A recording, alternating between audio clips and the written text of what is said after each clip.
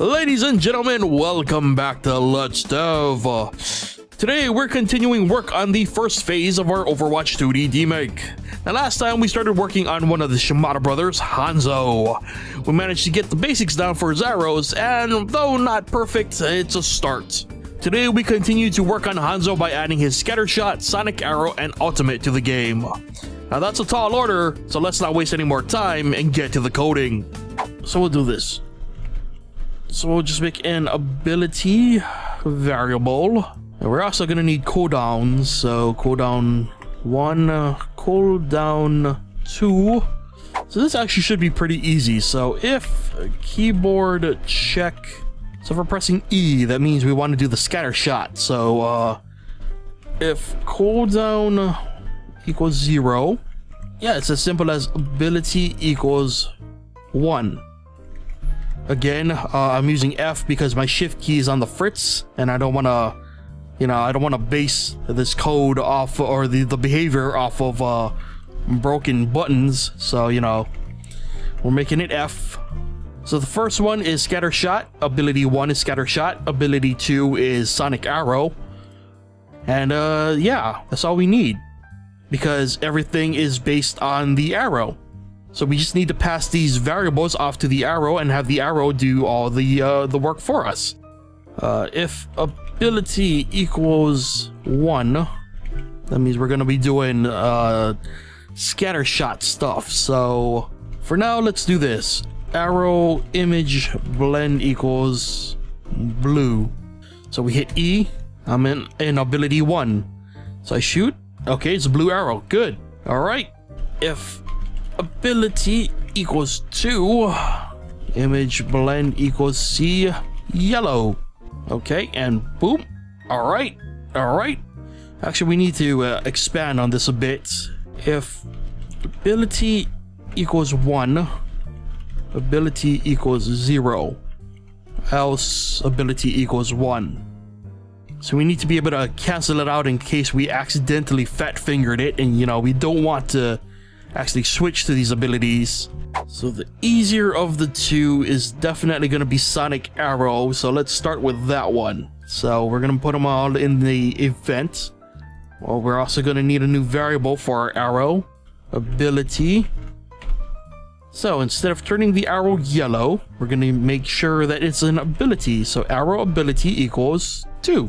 Now in actuality, and this is going to go also for other snipers, I don't actually know what we're gonna do for, sonic arrow and, snipers being able to see further than regular characters, but we'll handle it when we get to it. But for now, we're gonna put in placeholders.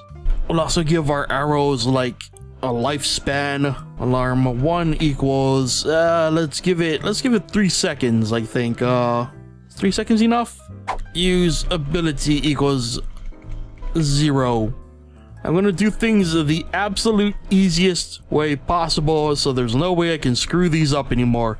Use ability equals 1. Event user 0. So when we hit the wall, we're gonna trigger the ability, and if there is an ability to use, we're gonna do it. So if use ability equals 1.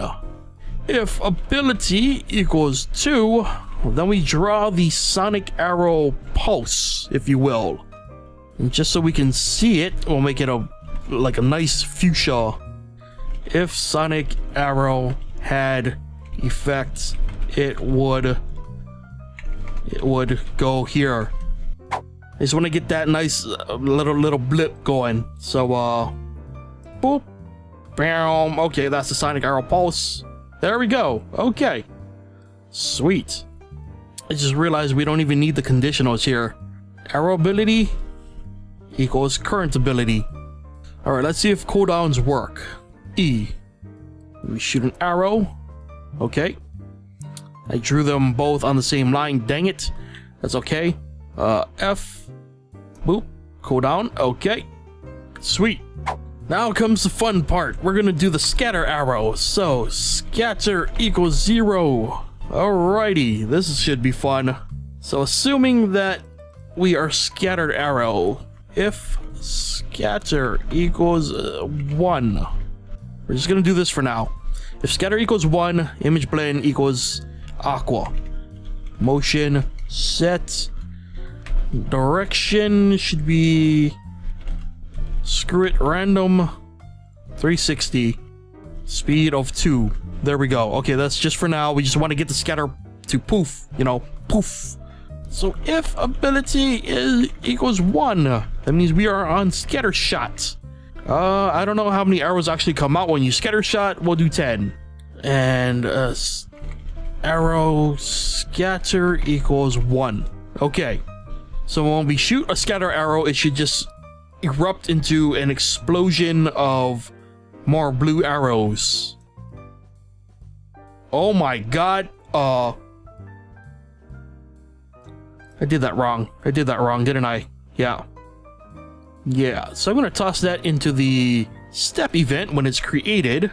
And then we'll do this. We'll create the arrows and then instance destroy. We'll destroy the main arrow and then, you know, the scatter shot should go off. Okay. Boom. There you go. That looks like a scatter shot to me. Boom. So if scatter equals 0, then that means this all should happen. But if we hit a wall and we are a scatter arrow, let's see if that'll work. If we just, like, you know, 180 it. Okay, let's do a scatter arrow. Okay, it kind of works. I'm gonna try and make this a little bit more dynamic. There we go. So there can be up to a 45-degree angle difference. There you go. Oh, actually, random range. -45 to 45. There we go.